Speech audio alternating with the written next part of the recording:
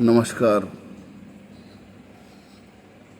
प्रिय भाइयों, आपके समक्ष एक महत्वपूर्ण प्रस्ताव और मानव जीवन को सुखद बनाने के लिए जो आपने जन्म के उपरांत जो परिदृश्य गरीबी उत्पीड़न, लोगों का घमंड और जब आप कहीं किसी कार्य के लिए सरकारी दफ्तर जाते हैं वहाँ पर आपका शोषण होता है। चाहे बैंक ले लीजिए, चाहे थाना ले लीजिए, तहसील ले लीजिए, चाहे डॉक्टर्स के यहाँ ले लीजिए। कुछ हम अपना अनाज बेचने जा रहे हैं तो मंडी समिति ले लीजिए, PWD ले लीजिए। चारों ओर भ्रष्टाचार है। और इतना ही नहीं, अपने सगे संबंधी, अपने रिश्तेदार आपकी संपत्ति को लूटते हैं। और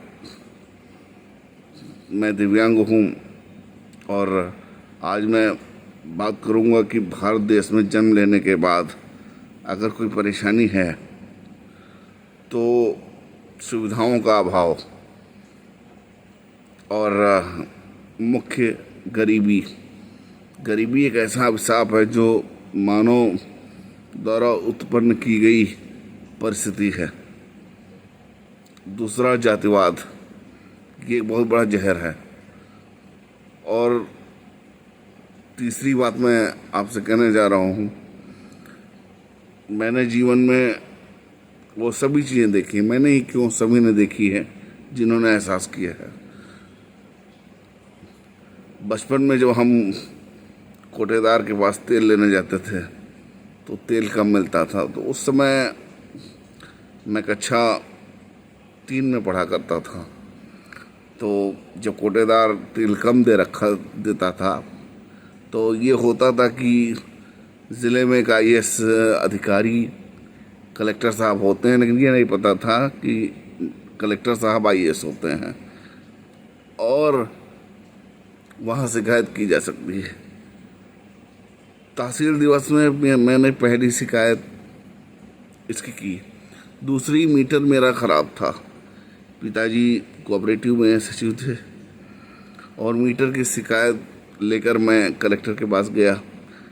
कलेक्टर से मिलने में, मैं दिव्यांग था लेकिन कलेक्टर से मिलने में इतना समय लग जाता था कि लाइन में घंटों खड़े रहना। और फिर सारी चीज़ें हमने देखी और समझी। फिर एक प्रश्न आया, पढ़ाई के दौरान मंत्री जी आया करते थे, मंत्री जी के साथ लाव लश्कर था। फिर धीरे धीरे कुछ आपसी विवाद हुए, उसमें कानूनी लड़ाई लड़नी पड़ी। इसके बाद में चाहे सपा की सरकार आई हो या BJP की आई हो या बसपा आई हो, 3 गवर्नमेंट उत्तर प्रदेश की मेरे सामने रही। आप छोटे से छोटा काम नहीं करा सकते हैं बिना पैसे दिए, और आपको हर जगह पर पैसा लेने के लिए लोग गलत तरह से समझाते हैं। मुझे दुख कई बार इस बात का हुआ जब मेरे यहाँ 2003 से जानवर पले हैं और पीढ़ी दर पीढ़ी उन्हीं के बच्चे हैं, और उनकी बीमारी हालत में मैंने उनको बचाने का प्रयास किया, लेकिन डॉक्टर की लापरवाही के कारण मेरे हाथों में भैंस के बच्चे की जान गई, मेरे सामने गई, और डॉक्टर की लापरवाही रही। एक सबसे बड़ा दुख, मुझे आज तक ये चीज़ें नहीं भूली। दूसरी बातें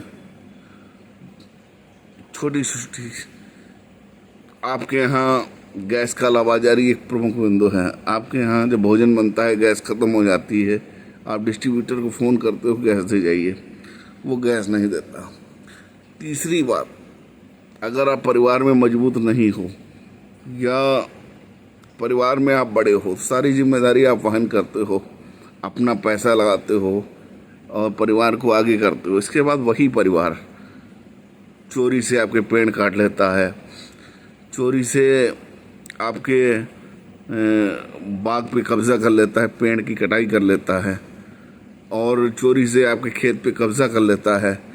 और जब आप एसडीएम या पुलिस में जाते हैं तो आपको घंटों बिठाया जाता है, आपकी सुनवाई नहीं होती है, आप अपमानित महसूस करते हैं। तीसरी बात, पढ़ाई लिखाई के साथ साथ इस बात पर भी विचार गया, जब आप किसी विधायक या सांसद से मिलते हैं तो वो मामला कहाँ भेजते हैं? कलेक्टर के पास भेजते हैं। कलेक्टर ही उसको देखता है। मैंने कई बार ये भी देखा, गरीब महिलाएं थाने में फरियाद लेके जाती हैं और उल्टे ही जो फरियादी होता है उसी की पिटाई कर दी जाती है। पुलिस महकमे में निलंबन होता है, फिर बहाली हो जाती है। बड़े बड़े criminal case, murder cases police तहकीकात करना ही नहीं चाहती है किसी भी मामले में। रोज पेपर में देखिए, अगर आपकी अप्रोच नहीं तो कुछ सुनवाई नहीं। और आप गांजा क्षेत्र में चले जाइए जहाँ शिक्षा है, गर्मियों के दिनों में आग लग जाती है, कोई कार्रवाई नहीं होती। तो इस तरह से बड़े बड़े मामले हैं। और कोई लेडीज़ बीमार है, उसको इलाज की ज़रूरत है, पैसे के चक्कर में डॉक्टर इलाज नहीं कर रहे हैं, आपके पास सिफारिश नहीं है तो आपका काम नहीं हो रहा। और इस तरह के कई मामले सामने आए, बिजली विभाग के कई मामले सामने आए। और बैंक में अगर आप लोन लेने जा रहे हैं तो मैनेजर साहब कमीशन चाहते हैं, इतने कागज़ बता देंगे कि आप परेशान हो जाएंगे। मैनेजर साहब का सॉफ्टवेयर आरबीआई के विपरीत काम करता है, आपको बहुत ज़्यादा पैसा बता देंगे जोड़ करके। तो जहाँ भी जाएंगे आप भारत में, अगर आपके पास 3-4 चीज़ें नहीं हैं, पहली बात तो पढ़ाई लिखाई मुख्य है, और जहाँ पर पढ़ाई लिखाई को महत्व नहीं है वहाँ पर आप एक अच्छे राजनेता के पुत्र होने चाहिए, आप अच्छे ब्यूरोक्रेट के पुत्र होने चाहिए, आपका राजनीति में दखल होना चाहिए और आप पैसे वाले होना चाहिए, तब जाकर आपकी सुनवाई होगी। जब कोरोना काल में मैं एक प्राइवेट हॉस्पिटल में 13 सितंबर 2020 को ऑक्सीजन लेवल 24 आने पर मैं भर्ती हुआ 2019 में। जैसे मैं 17 में बीए पास करता हूँ और एलएलबी के लिए एडमिशन लेता हूँ, तुरंत यूपीएससी का एग्ज़ाम दे देता हूँ। दुर्भाग्य हमारा है कि यूपीएससी में नहीं हुआ। 13 सितंबर 2020 को मुझे कोरोना हुआ और ऑक्सीजन लेवल 24 था। प्राइवेट हॉस्पिटल में भर्ती हुआ, लाखों का बिल बन गया। वहाँ का मंजर मैंने देखा, 10-15 लोग रोज उनकी मृत्यु हो रही है और ऑक्सीजन की बड़ी कमी। अस्पताल वाले बिल बनाने के चक्कर में मुझे डिस्चार्ज नहीं कर रहे थे। उस समय कोरोना की गाइडलाइन थी कि जब आदमी को कोविड हो जाता है तो वो घर पे इलाज करेगा, और बड़ी मुश्किल थी। उस समय मैंने ज़िलाधिकारी लखनऊ को फ़ोन मिलाया, ये 14 सितंबर 2020 की बात है। ज़िलाधिकारी लखनऊ का फ़ोन नहीं उठा, कलेक्टर का फ़ोन उठता भी है, उसको मैंने बात बताई तो वह कार्रवाई करने में बुरी तरह अक्षम था, कुछ नहीं कर पाया। फिर मैंने अपना दल इसके नेताजी और मंत्री जी से कहा, ये समझिए कि फ़ोन तक ले जाने नहीं दे रहे थे अंदर, आपके साथ क्या होगा ये पता नहीं। तब जाकर मुझे डिस्चार्ज किया गया। घर पर बड़ी मुश्किल से मेरी जान बची। 3 महीने सघन चिकित्सा देख रेख में रहा। प्रतिदिन 2 सिलेंडर ऑक्सीजन जंबो लगते थे। 3 महीने ऑक्सीजन पे था मैं, और कोई देखने वाला नहीं था। और आजकल मैं बता दूं,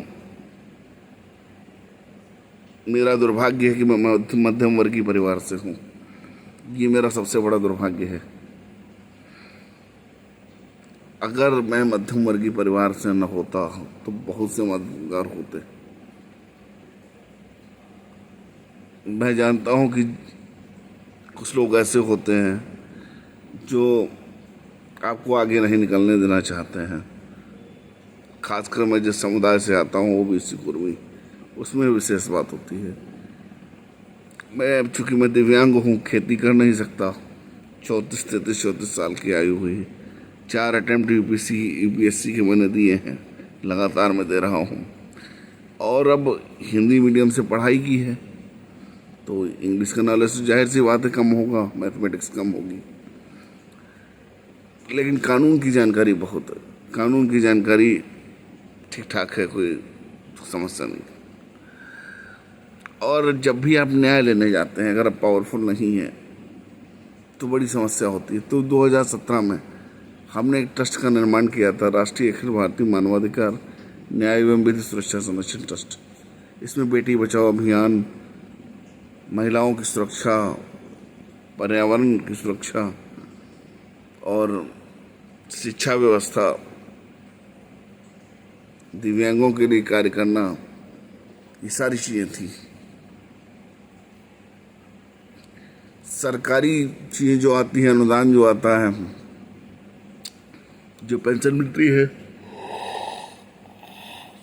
उत्तर प्रदेश में, वह पेंशन भी बहुत लेट आती है। और यूपीएससी कोचिंग का खर्च वहाँ रह करके 5 लाख रुपए, तो उसको नहीं वहन किया जा सकता। अब जिंदगी एक बार मिली है, यूपीएससी की तैयारी कर रहे हैं। काफ़ी कंप्लेंट्स भी यूपीएससी की हैं, कर रखी है। सीआईसी सुनवाई भी हो गई, हो सकता चयन ना भी हो।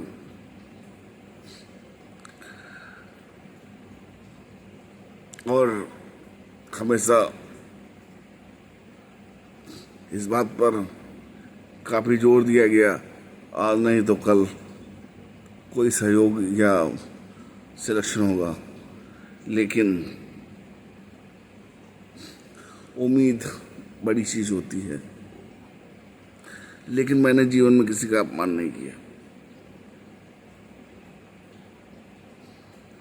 और धूर्त व्यक्तियों का सहयोग नहीं किया।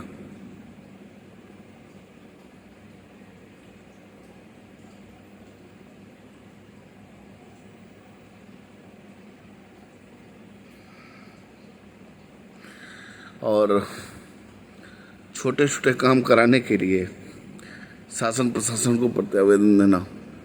और मानवाधिकार संगठन में मैंने एक कमाड़िया की रास्ते में मौत हो गई, घायल हुआ था, उसको इलाज नहीं मिला, ये बात भी मानवाधिकार आयोग में उठाई। कम से कम 3000 से ज़्यादा केसेज राष्ट्रीय मानवाधिकार आयोग को मैं प्रेषित कर चुका हूँ। अखबार की कटिंग है, लोगों की समस्याएं हैं, प्रमुखता से मैं सुनता हूँ। आज मेरे पास कमी इस बात की है कि मैं ब्यूरोक्रेट नहीं हूँ, मैं आईएएस ऑफिसर नहीं हूँ। मुझे सीधे कानूनी कार्रवाई करने का अधिकार नहीं है। मेरी समस्या यह है।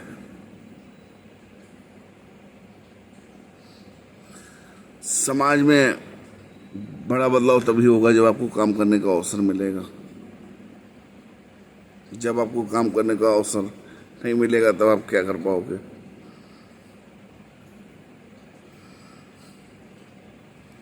शराब को बंद कर देना चाहिए, लेकिन सरकार ऐसा नहीं करेगी।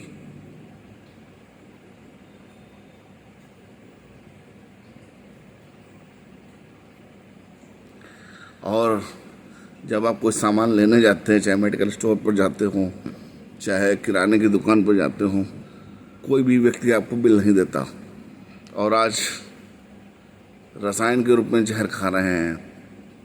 आप देसी घी लेने जाइए, वो भी मिलावट का मिल रहा है, पैसा पूरा लग रहा है। खुदा न खास्ता आपके यहाँ कोई बीमारी आ जाए, आप गरीब हैं तो क्या होगा? आपकी कोई सुनवाई नहीं होगी, चाहे ट्रामा सेंटर जाइए या कहीं भी जाइए।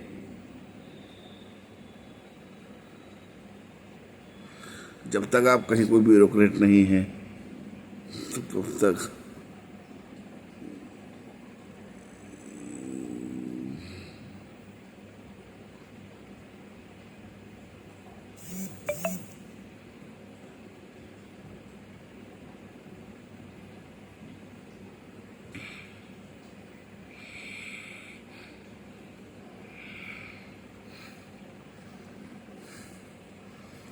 तो इस प्रकार की समस्याएं रहती हैं।